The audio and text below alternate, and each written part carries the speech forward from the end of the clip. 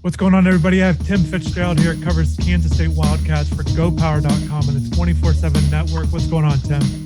I'm good. I appreciate you having me on. Yeah, so we're going to go break down. Miami picks up a transfer, Nijel Pack, all Big 12, first team selection, most improved player. We're going to go to his breakdown, his full repertoire of what his game is about, his improvements that he made and kind of the upside. But first, just overall impressions of Nijel, what you've seen in his 2 seasons there in Manhattan. Start with, he's a great young man. He really is a quality individual. We enjoyed covering him at Kansas State. And he went about his work. He came in as a 3-star player, had a really strong freshman season on what was a pretty awful K-State team. It was one of the worst in school history. But he still stood out. He still showed his game to be productive at this level immediately. But he wasn't picked for the first team All Big 12 freshman team a year ago. And he went to work. And he came back a much better player, a much more pure shooter. Got moved off the ball a little bit more in year 2 at Kansas State as they brought in another point guard to help him out. And he flourished in that role. Just a really, really solid basketball player and a tremendous outside shooter. Let's stick with that. That's obviously his strength with the outside shooting, averaged 17 points a game, 3rd in the Big 12. But his shooting percentage, that's what stands out to me. The ability to get hot at any moment, but across the board, 43 from 3, 60%. The true shooting percentage, which is outstanding for a guard. Where do you think he excels? And can you just maybe define his shooting ability a little bit more? What he's kind of bringing to the table, what he does best as a shooter?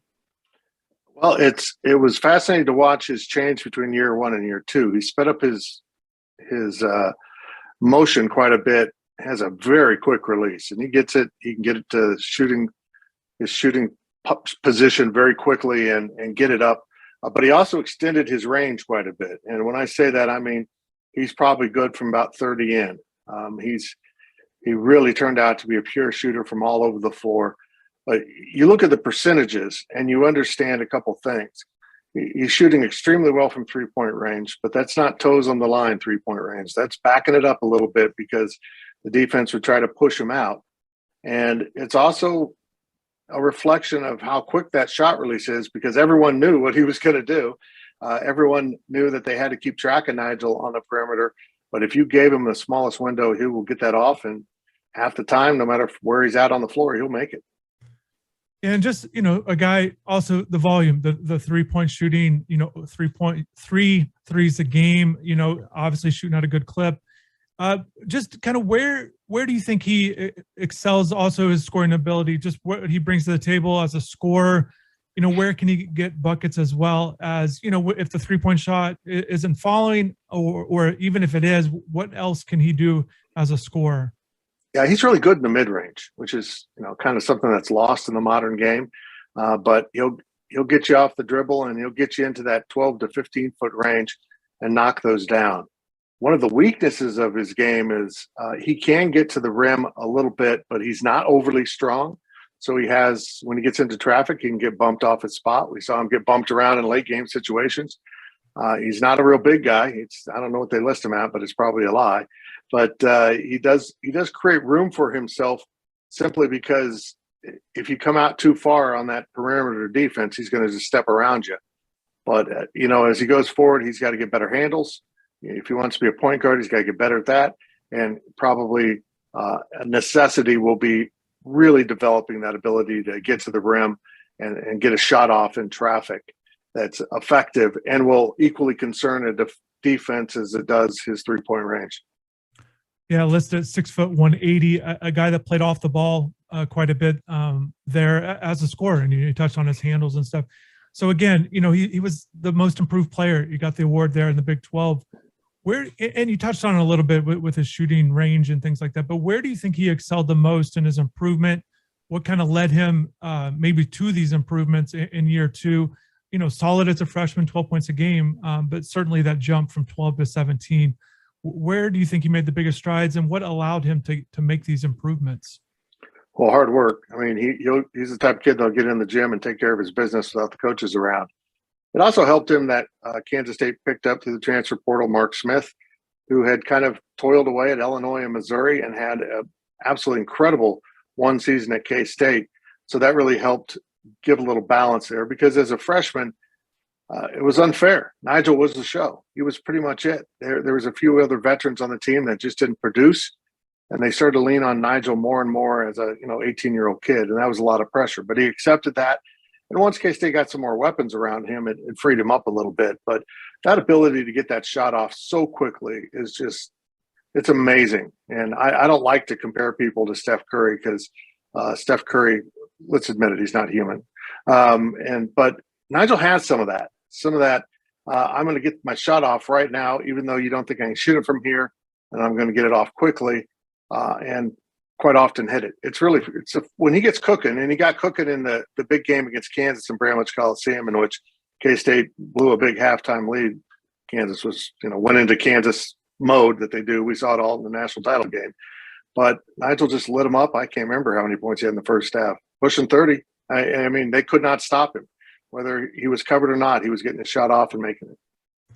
Yeah, and we'll definitely get into that. He performed well against good teams. I had a chance to watch him play some over his 2 years, and you touched on his shooting, and I think he's also a guy that squares up very well into that shooting motion. He could use the dribble to get off his shot.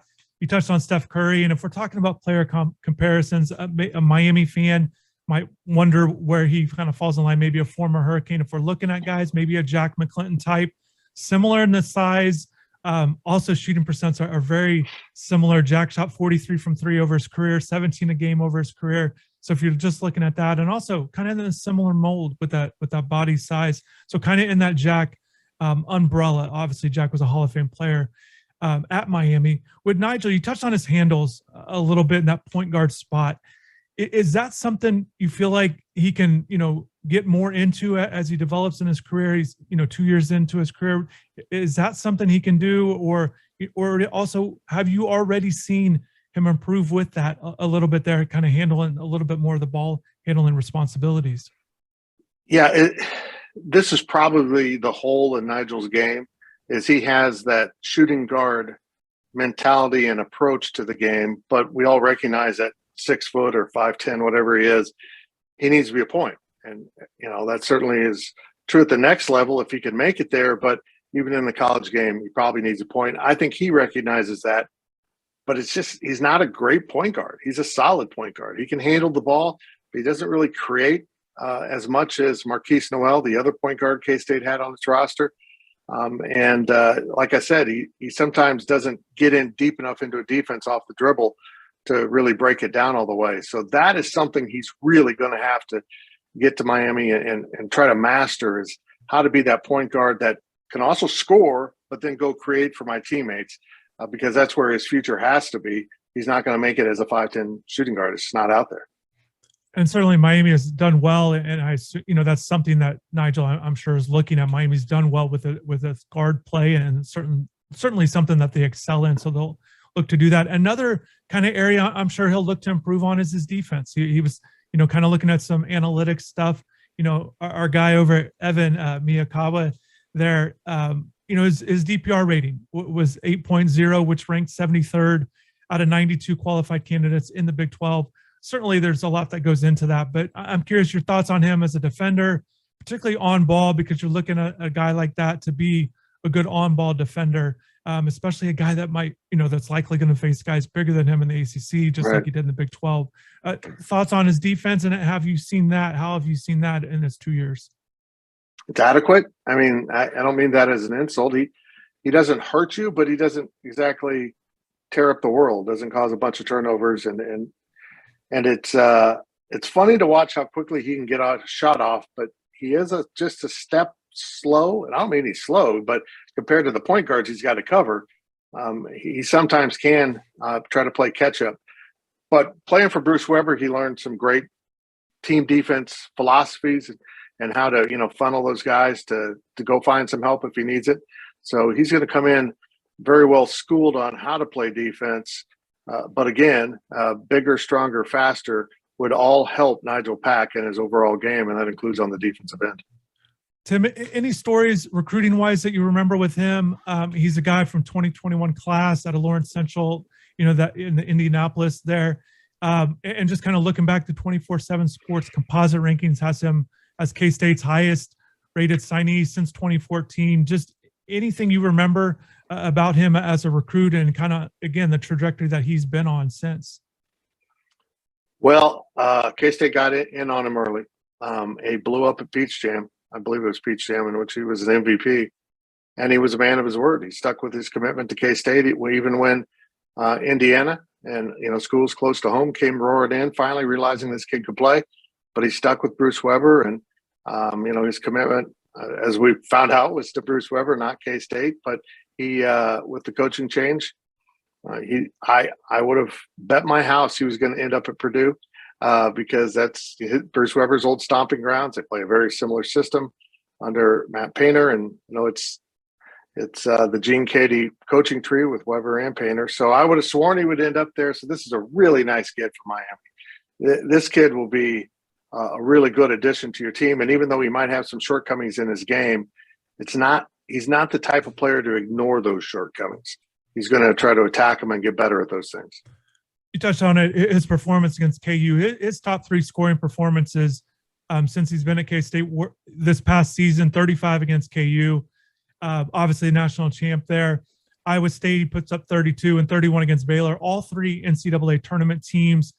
Is there something with him that you see that, rises to the occasion? Because certainly playing the ACC, when you play powerhouses like Duke and North Carolina, you need players to rise against these better teams in the conference. Is there something with Nijel that you've seen over his time that he rises against these kind of teams?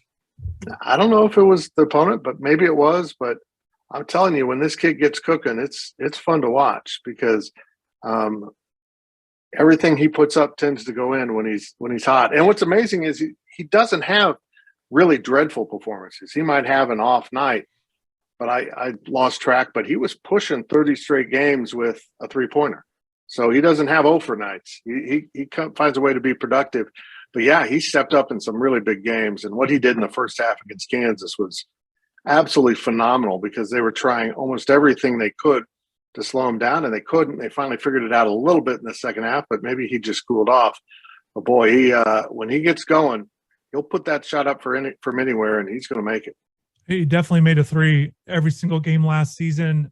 27 of 28, he scored in double figures. So certainly you're right on with that. Just his consistency is certainly impressive. Really good player. He's done well. What's next for him? Well, you've touched on some things where he can improve on his game, but where do you kind of see his career kind of moving forward, and maybe his upside? What can he continue to do as he continues his career? He really has to learn to be a point guard, and get into the mentality of creating. And once he learns to go score better, going to the basket, score and distribute, going to the basket, it's just going to make everything about his 3-point shot that much better. It's going to make him so much more dangerous. He needs to get some more muscle mass on him. He certainly needs to get a little bit quicker. But overall, there's the framework of a tremendous basketball player. But he's one of those guys that Kansas State can get, because there's a knock on him, and this would be his size. And so he was more available to Kansas State coming out of high school than if he'd been 6'3". Everyone would have probably known about Nijel Pack and been on him. So he now has to, for the rest of his basketball career, find ways to overcome that. And I hope that's what he can do in the next year or two at Miami. Tim, great insight on Nijel Pack here. I appreciate you taking the time to do this. Hopefully you have a good rest of the day, and take care. Well, Canes fans, you got a good one on and off the court, so congratulations.